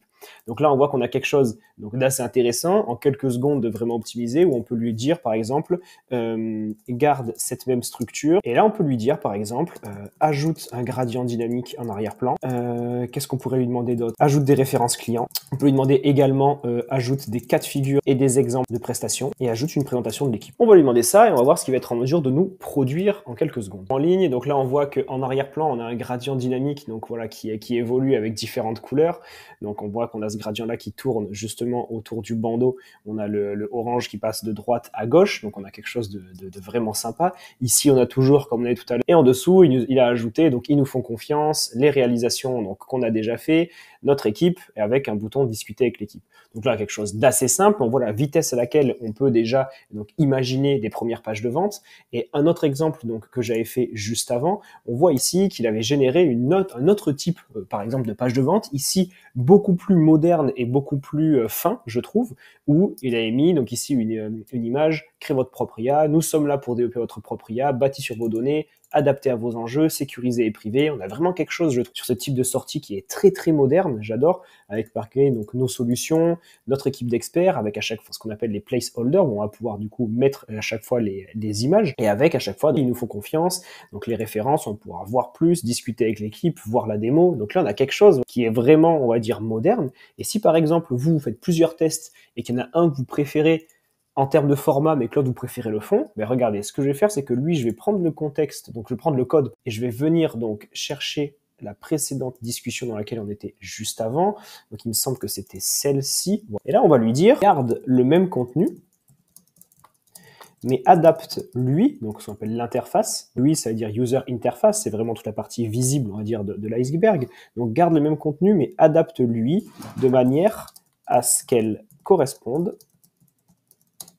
hop, à ceci. Et là, on va venir, entre guillemets, mettre le code. Hop, même pas parce que ça l'a mis en contexte, et on va envoyer. Ok, donc maintenant, là, avec cette seconde version, on voit donc qu'il a mis à jour donc la page de vente en reprenant donc la structure globale et en intégrant justement les fonctionnalités avec, comme il précise ici, la section notre équipe d'experts mise à jour, la section ils nous font confiance, un nouveau bouton voir la démo, les icônes lucides. Donc ça, c'est, on va dire, le type de bibliothèque pour pouvoir afficher les informations. Et donc là, on voit qu'on a vraiment toutes les informations qui ont été mises à jour de manière à correspondre avec la version qu'on appréciait juste avant. Donc là, on peut très bien revenir et vérifier si on a toujours ces mêmes types de données. Donc là, solution sécurisée, rapidité, précision et vigueur. Est-ce qu'elles apparaissent tout le temps ici? Pas sûr. Et on va dire que là, par exemple, voilà, il a fait sauter quelques données. Et donc là, on pourrait très bien lui dire rajoute un paragraphe comprenant ces informations-là, rajoute un paragraphe comprenant ceci, de manière à se construire un exemple de page de vente très rapidement, qu'on va pouvoir ensuite soit publier directement comme ceci, sauf qu'en fait ici, il ne sera pas possible pour vous de venir discuter avec l'équipe, mais ça va être un moyen pour vous de venir faire ce qu'on appelle une idéation de votre page de vente, de manière à le transmettre donc aux personnes qui s'occupent de rédiger vos sites web, de créer vos sites web, de rédiger aussi également vos pages de vente. Et vous pouvez également, si vous êtes à l'aise, venir sélectionner le code et l'adapter de manière à pouvoir le déployer sur le CMS ou sur l'environnement sur lequel vous vous situez. Donc là, on a quelque chose qui vous permet encore une fois de mâcher énormément de travail, de pouvoir prévisualiser aussi, c'est extrêmement important. Ça permet d'avoir en fait déjà des idées, de pouvoir partager ça avant de le développer, avant d'y passer du temps, de dire voilà, est-ce que dans l'idée, c'est quelque chose qui vous convient, etc. On peut, grâce à ça, mâcher énormément de travail et surtout aller à l'essentiel beaucoup plus vite de manière à pouvoir valider des hypothèses ou pouvoir aussi accélérer sur des projets. Une autre fonctionnalité de Claude qui fait sourire de nombreuses personnes, c'est sa capacité via Artifacts à pouvoir créer des jeux vidéo. Donc très rapidement, lorsque vous êtes sur l'interface, vous pouvez demander donc, à Claude 3.5 par exemple de créer le jeu Space Invaders avec donc un système de points, de vie, ainsi que des animations et la possibilité de tirer avec la barre d'espace, par exemple, et bouger avec les flèches du clavier. On va envoyer ça et on va voir ce que Artifact ça va être en mesure de développer. Comme il dit, il va utiliser la bibliothèque Pygame de Python, du langage Python, pour pouvoir lancer ça. Et au bout de quelques secondes, donc il va pouvoir nous présenter donc cette première version du jeu qui soit est fonctionnelle dès le départ, soit nécessite des fois quelques ajustements. Donc là on voit qu'en l'occurrence, vu qu'il a créé cette version avec Python, c'est compliqué de pouvoir la lancer. Donc là je vais lui demander d'adapter donc ce jeu de manière à ce que je puisse y jouer ici. Et là, il va réadapter donc les différentes bibliothèques et il va faire en sorte, voilà, d'utiliser HTML, CSS et JavaScript afin que ça puisse s'afficher sur le navigateur. Donc là, on va attendre quelques secondes à nouveau de manière à voir un petit peu l'étendue de son talent. Donc il faut savoir que voilà, donc là on a un exemple donc de Space Invaders, donc je bouge bien hein, à droite, à gauche, et je peux tirer donc avec la barre d'espace pour pouvoir donc hop, supprimer, c'est un peu compliqué. Est-ce que je vais mourir? Donc voilà, là, hop, ça a touché, donc j'ai perdu voilà une vie. Donc là, on voit ici, j'ai mon score, j'ai les vies qui apparaissent juste ici. Et là, par exemple, la partie est terminée et on voit que ça relance pas d'autres ennemis. Donc là, on pourrait lui dire, super, maintenant, ajoute les fonctionnalités suivantes et on peut voilà personnaliser donc son jeu en temps réel en ajoutant en fait un petit peu ce qui nous intéresse. Par exemple ici, créer des vagues d'ennemis infinis et dont le style change à chaque fois. On pourrait lui dire également ajoute du gradient aux formes et on peut dire ajoute en arrière-plan une couleur qui change à chaque manche. Là, on lui donne quelques fonctionnalités supplémentaires à développer et là, on voit qu'à chaque fois, à la volée, en quelques secondes, il est en mesure justement de reprendre l'intégralité du code qu'il a pu donc développer en amont et qui nous permet, nous, de voir si celui-ci est fonctionnel. Donc, si celui-ci est fonctionnel ici, il le sera partout. Et donc, après, il vous suffit juste d'utiliser le code et le déployer dans les consoles que vous souhaitez si vous êtes à l'aise avec ça, ou sinon de pouvoir continuer à y jouer, hop, juste ici. Donc là, voilà, nouveau style un petit peu de Space Invaders avec donc cette version-là. Voilà, je pense que je vais mourir dès la première. On voit qu'il a changé. Donc, le système de... c'est reparti de zéro parce que j'ai plus de vie, mais il a changé donc le système de visualisation, il a fait des ennemis un peu plus en rond avec différentes couleurs et il a ajouté voilà un fond qui change à chaque fois qu'il y a donc de nouvelles manches. Donc là, en l'occurrence, on va voir si quand j'ai fini cette manche-là, ça en a ajouté une seconde. Effectivement, donc ça a ajouté une seconde manche. Avec cette fois, n'est pas des ronds, mais c'est des triangles. Et donc là, au fur et à mesure, on peut ajouter tout ce qu'on souhaite avec, par exemple, ajouter un système de leaderboard, donc c'est-à-dire de points, ajouter un système de leaderboard à droite, et ajoute le fait d'ajouter son nom en début de partie.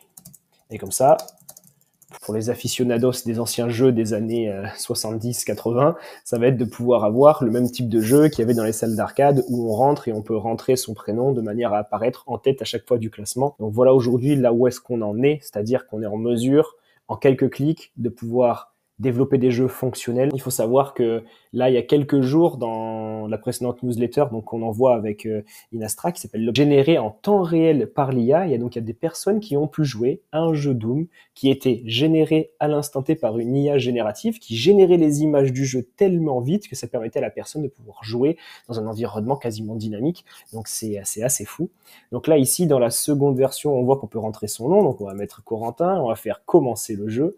Sauf qu'en fait, ici, on voit qu'on a une erreur de sécurité où il y a marqué pas possible de trouver donc le local storage, donc qui permet un endroit où on va pouvoir storer l'information, un petit peu la base de données. Et donc ici, si jamais vous voulez mettre qu'il y a cette erreur et voir si, donc là, si vous n'êtes pas, on va dire, sensible avec le code, ou si jamais vous n'avez pas de connaissances, vous pouvez très bien à chaque fois donner les messages d'erreur et à chaque fois, Claude va faire en sorte de toujours réaménager celui-ci de manière à vous proposer les solutions les plus adaptées. Voilà pour les jeux. Ce que je vais faire, c'est que je vais attendre de voir si celui-ci fonctionne et je vais vous montrer aussi les autres que j'ai pu développer tout à l'heure. Donc ce matin, j'ai fait quelques tests sur différents autres exemples de jeux pour vous montrer un petit peu ce qui est possible de faire. Donc là, on va juste attendre que ça se finisse et après, on va passer à la suite. Ok, donc là, on voit, là, ça a fonctionné. On n'a plus de message d'erreur. Donc ici, on va mettre donc Corentin, on va faire commencer le jeu. Hop, on va essayer de faire une version où on va attendre de mourir de manière à voir si on apparaît dans le leaderboard. Donc là, on voit que Corentin est en tête numéro 1 avec 150 points. Et je sais pas, après, on va appeler quelqu'un, hop, Maxime, associé, hop. Lui, on va dire que Maxime a été super nul. Il a pu faire que seulement 30. Il va perdre, il va pouvoir apparaître directement en deuxième place avec seulement 30 points. Donc vous vous rendez compte de ce qu'on arrive, voilà, encore une fois aujourd'hui à faire. Et dans les autres exemples que j'ai pu développer tout à l'heure, je vais vous montrer, j'ai pu faire un jeu Uno qui en fait fonctionne de ce type-là. Donc là, on fait une nouvelle partie, on peut cliquer sur New Game, et donc là, on voit que la personne en face, donc le PC, a joué la carte 9 rouge, et donc là, ça permet de mettre en avant, moi, les cartes que je peux jouer. Donc ici, c'est un petit peu flouté, donc je peux pas, mais là, on voit que le 9 apparaît donc bien dans une couleur vive, donc je peux jouer le 9 si je veux, donc là, ça passe sur du bleu. Lui, il a joué le reverse, donc c'est-à-dire que c'est à mon tour. Je vais jouer le 3. Lui, il a également joué aussi un 3. Et là, je peux pas jouer, donc je suis obligé de piocher une carte. Là, c'est à lui de jouer. Il a mis un 3 vert, et donc je joue mon 4 vert. Et voilà, on peut faire un Uno jusqu'à ce que la personne n'ait plus de cartes. Et donc, c'est quand même assez fou aussi de pouvoir développer ce type de jeu aujourd'hui en quelques secondes. Ok, donc pour cette fonctionnalité, on va augmenter un petit peu le niveau de difficulté. Donc pour ceux qui utilisent Léa depuis peu, ou ceux qui ont jamais utilisé encore Claude, ça risque d'être un petit peu, on va dire, compliqué à appréhender. Mais si vous suivez le tutoriel complet, vous allez pouvoir en fait comprendre l'intérêt et aussi pouvoir le reproduire de votre côté. Donc là, on va se rendre directement dans la console API comme on a fait tout à l'heure. Et ce qui est intéressant ici, c'est qu'on va déjà commencer par générer un prompt. On va générer un prompt, par exemple, pour dire je suis un SaaS, ou je détiens un SaaS. Donc pour ceux qui ne savent pas ce que c'est un SaaS, ça veut dire Software as a Service. Donc c'est typiquement un outil ou une application pour lequel vous payez un abonnement mensuel. Donc imaginons, je ne sais pas, une application qui vous permet d'envoyer des emails via LinkedIn tous les mois de manière automatisée. Imaginons, on peut dire ça. Donc, je suis un SaaS dont l'objectif est de vendre donc et de proposer un système de contact mail via les profils LinkedIn. J'ai besoin d'un système d'analyse de mes requêtes SAV, de pré-répondre tous ces besoins. Donc là, on va générer le prompt. Et qu'est-ce qui va se passer? Donc là, on va avoir un prompt complet. Donc là, on va avoir donc ce qu'on appelle la compagnie FAQ, donc c'est-à-dire que toutes les questions et réponses justement de l'entreprise. Donc là, c'est tout le contexte et toute la base de données. Donc là, on va venir faire CTRL-C. Et ce qu'on va faire, c'est qu'on va venir maintenant justement ici, hop, on va revenir en arrière, ça allait un petit peu plus vite. On va venir dans Start Prompting with Claude. On va cliquer juste ici. Et vous allez venir rentrer là le prompt qui vient d'être rédigé. Vous allez faire CTRL-V. Vous allez voir qu'en faisant ça, il y a deux parties qui sont apparues en rouge. Donc c'est des parties qui sont comprises entre les balises. Donc, ici, on a une balise FAQ et ici, on a une balise Customer Query. Donc ici, il faut savoir que c'est écrit en anglais, donc les réponses seront proposées en anglais. Donc ici, on peut trouver un endroit pour dire que les réponses devront être en français. Up, your task is to... Donc, où est answer? Up, in French, on peut dire ici. L'objectif de ça, de ce qu'on appelle le workbench, ça va permettre de comparer et d'analyser la performance de vos prompts de manière à trouver le prompt parfait pour votre cas de figure. Donc là, c'est pour les personnes qui sont vraiment à un niveau avancé. Je vais vous montrer comment ça se passe, c'est assez intéressant. Donc là, on va appuyer sur lancer, et ici, ils vont demander une FAQ. Donc par exemple, là j'ai pas d'idée de FAQ, mais je vais dire par exemple ici, rédige-moi une FAQ pour un SaaS dans le secteur de l'emailing via LinkedIn. Voilà, donc là on va attendre quelques secondes, ça va rédiger up, donc une FAQ. On a une FAQ très très basique qu'on va venir rentrer donc juste ici. Et là, dans la demande du client, on va par exemple demander aussi à Claude de donc, rédiger un contact SAV d'un client non satisfait. Hop, donc voilà, ici, on a par exemple un contact SAV d'un taux de client, d'un client par exemple qui n'est pas content donc, de ses taux de livraison, bug, limite, support client. Hop, donc on va faire ici aussi un CTRL-C, CTRL-V. Et donc là, on va lancer l'outil. Donc qu'est-ce qui va se passer? On voit qu'il s'est passé en vert parce qu'on a mis les informations. Ici, on a donc l'analyse de qu'est-ce que veut donc le client avec un résumé. Et ici, la réponse. Donc, cher client, nous vous remercions d'avoir pris le temps de nous faire part de vos préoccupations. Nous prenons très au sérieux les problèmes que vous avez rencontrés. Concernant les points soulevés, intégration LinkedIn, voilà. Donc là, il y a une réponse très complète qui prend en compte la FAQ, qui prend en compte aussi donc, le besoin du client. Et là où ça va être intéressant, ensuite, ça va être de faire ce qu'on appelle l'évaluation. Donc dans l'évaluation, on va pouvoir voir en fait si aujourd'hui, selon le type de modèle qu'on utilise et selon en fait le prompt, si jamais, donc en générant des différents types donc de test case, donc d'exemples, est-ce que c'est des choses en fait qui pourraient nous intéresser? Et ensuite, on va pouvoir y attribuer une note. Par exemple ici, on va lire la réponse, on va se dire ici, donc on va regarder cher client, ok, bon c'est pas trop mal, ça a l'air plutôt pas mal, on va mettre la note de 3. Ici, on va regarder par exemple, là c'est en train d'écrire. Donc il y a marqué, c'est un autre exemple du coup que l'IA a elle-même généré de son côté. Donc là aussi elle a généré une FAQ de son côté, mais c'est surtout le prompt en fait qui est intéressant. Ici on voit aussi du coup que c'est un client qui a rédigé le mail. Et là on peut donc lancer la réponse du modèle, donc avec le prompt qui n'a pas changé. Là, il y a juste la FAQ et donc la réponse du client qui ont été modifiées par l'IA. Et on va voir si ici, la réponse est également pertinente. Si jamais on voit par exemple que la réponse est trop longue ou qu'on aimerait avoir des réponses un petit peu plus courtes ou différents types de réponses, donc là, on voit, qu'est-ce qu'on voit? On voit, c'est vrai que ça fait des réponses qui sont quand même assez volumineuses. Et si jamais, imaginons, vous aimeriez simplement proposer des réponses qui sont plus courtes ou des réponses plus personnalisées ou moins personnalisées, vous pouvez directement vous rendre, en fait, dans le prompt juste ici et changer les informations que vous souhaitez. Ici, si jamais vous voulez pas qu'au début ça fasse l'analyse, vous pouvez très bien retirer ici l'analyse et juste mettre Present your response in the following format. Donc ici, on va enlever les balises, parce qu'on n'a pas envie de balises, on a juste envie de pouvoir copier-coller ça. Et après, on va lui dire, ne dépasse pas, on peut écrire en français pour les clients, soit bref et OK. Et donc là, on va venir relancer tout ça. Qu'est-ce qui va se passer? Donc ici, on a un petit bouton de notification qui apparaît. Et donc, on va avoir ici une nouvelle version qui apparaît avec voilà, une réponse simplement en 4 phrases. Nous sommes sincèrement désolés pour les problèmes que vous avez rencontrés. Vos préoccupations dépassent le cadre de notre FAQ et nécessitent une attention particulière. Je vais immédiatement transmettre votre demande à notre équipe de support senior pour un examen approfondi. On va lancer sur le deuxième. Et là, si vous voulez voir en fait ce que ça donne par rapport au précédent, vous pouvez choisir en fait la version qui date juste avant et lancer là-dessus donc le modèle de manière à voir les types de réponses que ça aurait pu donner avec l'ancien prompt. Et là, on va voir du coup à quel point cette nouvelle version est peut-être mieux que la précédente. Donc par exemple ici dans la précédente, c'est vrai qu'il y avait toujours au début la partie analyse, donc on s'en foutait un petit peu. Et ici, c'est vrai qu'il y avait quelque chose, cher client, d'extrêmement long. Peut-être qu'au final, ça prenait plus en considération ce que le client demandait. Mais ici, c'est vrai qu'on est quand même plus direct. Ici, pareil, on a une réponse qui est quand même peut-être un peu trop détaillée ou peut-être pas assez. Et donc là, on peut comparer. Et à partir de là, en fait, à quoi sert exactement ce workbench? C'est qu'il va vous permettre, donc à la base, dans donc la partie anthropique ici, de générer un prompt. Par exemple, générer un prompt pour analyser la toxicité, par exemple, de commentaires sur ma chaîne YouTube, faciliter la modération.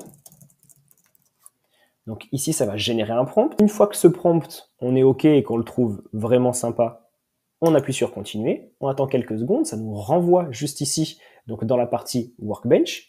Et donc ici, on va pouvoir intégrer donc le prompt qu'on a trouvé juste avant, de manière à pouvoir donc faire comme on a fait précédemment donc dans les modèles. On va y revenir juste ici. Donc on va venir aller dans Workbench, on va venir prendre le LinkedIn Email Support, et là on va venir dans l'évaluation, et on va pouvoir continuer à faire le travail qu'on avait fait juste avant. Ça, moi, je l'utilise très peu. C'est une fonctionnalité que je souhaitais montrer parce qu'elle existe aujourd'hui donc dans Claude, mais c'est quelque chose qui est intéressant si en fait vous avez un besoin de formalisation particulière de certains contenus et que vous n'avez pas envie peut-être de faire trop d'itérations dans la fenêtre de chat. L'avantage ici, c'est que vous allez pouvoir ajouter énormément de comparaisons. Vous allez pouvoir créer par exemple 5, 6, 7 modèles donc de prompts différents. Vous allez pouvoir lancer donc selon les mêmes cas de figure, donc selon les mêmes contextes, les différentes réponses, voir un petit peu avec les notes que vous pouvez mettre juste ici, ce que vous notez comme étant le plus performant, vous regardez un peu et à la fin vous faites votre choix et ça vous permet aujourd'hui de pouvoir choisir le prompt qui est le plus pertinent pour vous. Pour finir cette vidéo en beauté, on va finir par une fonctionnalité que très peu de gens connaissent. Effectivement, comme vous voyez à l'écran, on va parler de Claude for Sheets. Donc en fait, il y a une fonctionnalité de Claude donc, qui est directement disponible sur Google Sheets. Donc, je vous mettrai le lien en description. Une fois que vous le téléchargez, vous allez pouvoir le retrouver dans votre onglet Extensions, juste ici, et ici, Claude for Sheets. Vous allez cliquer sur Open Sidebar, juste ici, et ensuite, vous allez avoir cette petite fenêtre qui s'ouvre sur la droite, et dans laquelle vous allez pouvoir venir y intégrer dans Up Settings, juste ici, API Provider, votre clé anthropique. Comment la trouver? Extrêmement simple. Vous revenez dans la console donc anthropique de Claude, vous cliquez sur Get API Keys, vous appuyez sur Créer une clé, vous l'appelez par exemple Google Sheets, vous appuyez sur Créer la clé pour la générer, et ensuite, directement, une fois que vous avez la clé, vous venez la déposer, hop, juste ici. Une fois que c'est OK, parfait, vous allez pouvoir maintenant appeler Claude à n'importe quel moment. Et par exemple ici, vous allez pouvoir cliquer sur donc, égal, vous allez cliquer sur Claude, vous allez pouvoir dire par exemple crée ou rédige par exemple un poème ou non, rédige un post LinkedIn sur l'intérêt de cette ville pour l'investissement immobilier par exemple. Hop, on va mettre des parenthèses pour pouvoir renseigner que c'est un message, donc ça c'est très important. Ensuite, on va venir mettre le « et », cliquer sur, hop, juste ici, la valeur, et ensuite appuyer sur « Entrée ». Vous allez avoir ensuite ici ce qu'on appelle une petite fenêtre de chargement, très simple, donc chargement en cours, ça va venir lancer le prompt en prenant en compte donc la valeur de la cellule. On va attendre quelques secondes, et ensuite ici, ça va venir vous rédiger donc directement en fait donc la requête que vous lui avez adressée. Une fois que c'est fait, vous avez simplement besoin de venir faire glisser les fenêtres juste ici, donc faire glisser les lignes, et vous allez avoir donc l'ensemble de ces postes qui vont être rédigés pour l'ensemble de ces villes. Donc je vous laisse imaginer toutes les possibilités qu'il est possible de faire avec ça, que ce soit pour du démarchage avec des messages personnalisés, que ce soit pour de la création de posts, que ce soit pour de la recherche de mots-clés, pour du SEO, que ce soit en fait pour de l'analyse de données, que ce soit pour de la rédaction de mails en anticipation, selon des données spécifiques. Donc là, on a vraiment quelque chose qui est très intéressant, qui vous permet de gagner beaucoup de temps, parce qu'il y a beaucoup de gens aujourd'hui qui fonctionnent comme ça, avec des outils d'automatisation parfois très compliqués, tandis que là, en fait, tout est, on va dire, in-house, c'est-à-dire que tout est fait à travers l'extension. Justement, Anthropic, ils ont créé un fichier, donc un fichier spécifique, j'ai trouvé ça tout à l'heure, j'étais super content, donc je vous le partagerai aussi en description, dans lequel ils ont mis tous les exemples de cas de figure qu'on peut rencontrer justement grâce à cette application donc Claude for Sheets. Donc ici on a le Basic Prompt Setting, donc les prompts de base, qu'est-ce qu'on peut faire, justement comment sélectionner les différents modèles. Donc là on peut choisir Claude, donc les versions 2, les versions 3, les versions 3.5, on peut choisir tout ce qu'on veut. On a aussi la partie de réponse de questions simples, les extractions d'informations, par exemple comment extraire simplement des adresses mail dans des énormes blocs de documents. Par exemple, si vous avez un chatbot que vous voulez analyser dès lors qu'il y a eu une extraction d'un mail qui a été fait ou dans des textes, par exemple, partagés par vos clients ou dans des mails échangés, vous pouvez très bien utiliser ça. Ici, hop, dans la version donc PII, qu'est-ce que c'est le PII? Donc PII, ça s'appelle donc Personalized Identifiable Information. En fait, c'est toutes les informations personnelles qui sont récoltées par l'IA et dans le cadre aujourd'hui des réglementations en vigueur, il faut absolument supprimer ces dernières-là de manière à anonymiser un maximum les échanges. Donc de cette manière, qu'est-ce qui se passe? Ça permet donc d'utiliser par exemple des informations qui sont transmises par des clients, des informations personnelles, et de les remplacer donc par des X comme celui-ci, de manière à pouvoir les anonymiser. Pareil ici pour de la génération de contenu, ici pour du roleplay, ici pareil pour du support client avec la FAQ, et ici pour donc de la comparaison de texte. Donc il y a vraiment énormément de cas de figure, vous allez pouvoir prendre le temps d'analyser ce qui vous pourrait vous correspondre le plus, mais il faut savoir que cette extension est très peu connue du grand public, et donc je suis très content d'avoir trouvé ça, j'espère que ça vous sera énormément utile, et que vous pourrez donc la valoriser à bon escient dans le cadre de votre activité. Ça y est, on arrive au bout de cette formation complète de ce guide ultime, comme on l'appelle, sur Claude 3.5 Sonnet. Théoriquement, avec ces 15 cas de figure et ces 15 cas d'application, vous êtes aujourd'hui un expert de l'outil et vous serez en mesure de répondre à tous les défis auxquels vous serez confronté. Et surtout, avec toutes ces compétences acquises, aujourd'hui, il n'y a plus rien qui peut vous résister. Donc n'hésitez pas à tout tester, n'hésitez pas à essayer de créer de nouvelles choses, essayer de justement tester, on va dire, des créations ou tester justement des cas de figure ici de la vidéo qui correspondent peut-être pas à votre corps de métier, mais qui, au fur et à mesure justement de l'apprentissage, pourraient un jour s'avérer utiles. Et donc, il faut savoir que toutes ces connaissances que vous avez aujourd'hui acquéries, elles vous serviront dans le cadre de quasiment